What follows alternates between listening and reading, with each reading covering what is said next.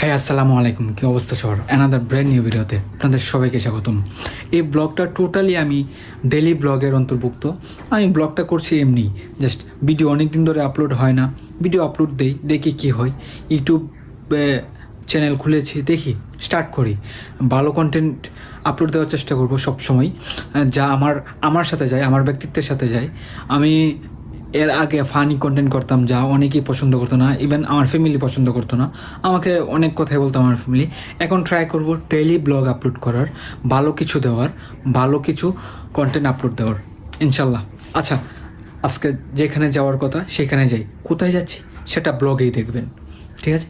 Thank you, সাথেই থাকেন।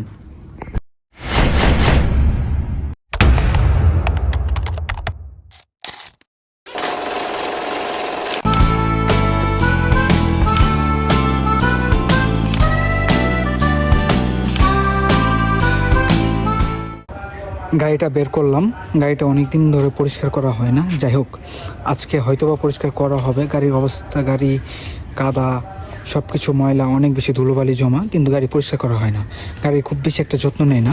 আচ্ছা যাই হোক, এখন বের হচ্ছি, এখন যাওয়ার পালা। কোথায় যাচ্ছি সেটা ভিডিও দেখতে থাকুন, বুঝতে পারবেন। বাজারে যাওয়ার আগে আব্বার জন্য একটু দাঁড়ালাম নদীর সামনে। নদীর কাছে এসে আমি আমার মনে মনে ভাবছি, জীবনানন্দ দাশের ওই একটা কবিতার লাইন মনে পড়ে গেল, বাংলার রূপ দেখিয়াছি আমি, তাই পৃথিবীর রূপ খুঁজিতে যাই না আমি আর। কেন এই কথাটা বলতেছি? তার কারণ হচ্ছে এই যে দৃশ্যটা, এই যে ভিউটা প্রকৃতির, মানে আপনাকে হতাশামুক্ত করতে, আপনাকে ডিপ্রেশন থেকে দূরে রাখতে এই ভিউগুলো খুবই জরুরি। নিজে একা একা উপভোগ করবেন।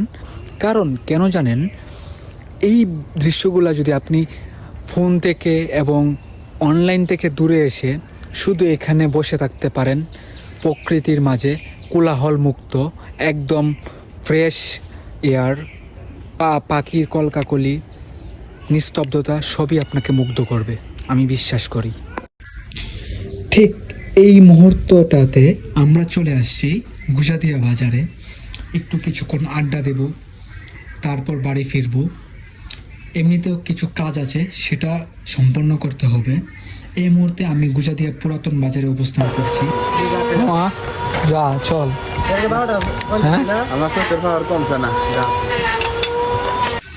এখন আমরা চলে আসছি গুজাদিয়া আব্দুল হাকিম মাধ্যমিক বিদ্যালয়ে চক্ষু শিবির ক্যাম্পে।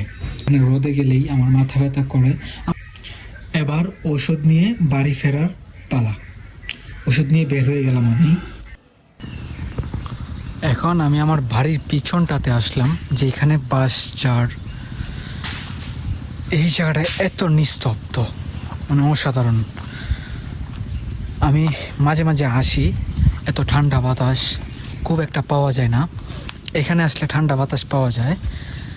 যাই হোক, এই জায়গাটা হয়তোবা একটু অন্ধকার, একটু বিকালের দিকটাতে একটু বেশি অন্ধকার থাকে ভয়ের কারণ, তবু আমার এই জায়গাগুলো খুবই ভালো লাগে, কারণ আমি এই নিস্তব্ধটাকে উপভোগ করি।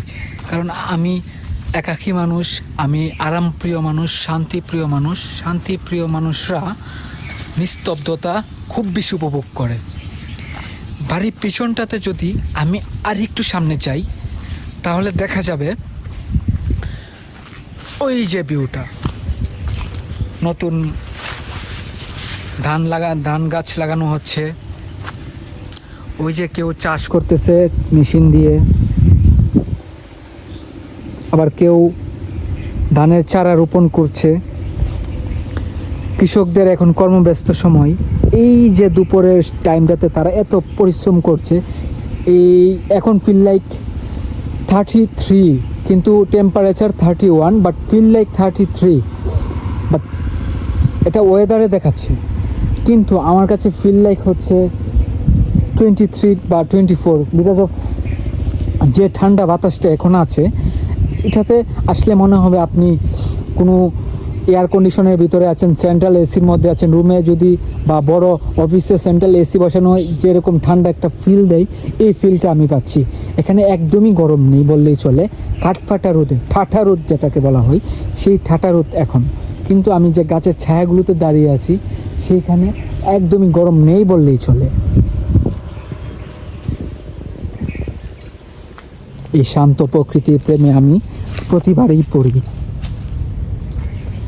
এত কষ্ট করে ধান ফলায়, তাদেরকে শ্রদ্ধা আমার পক্ষ থেকে।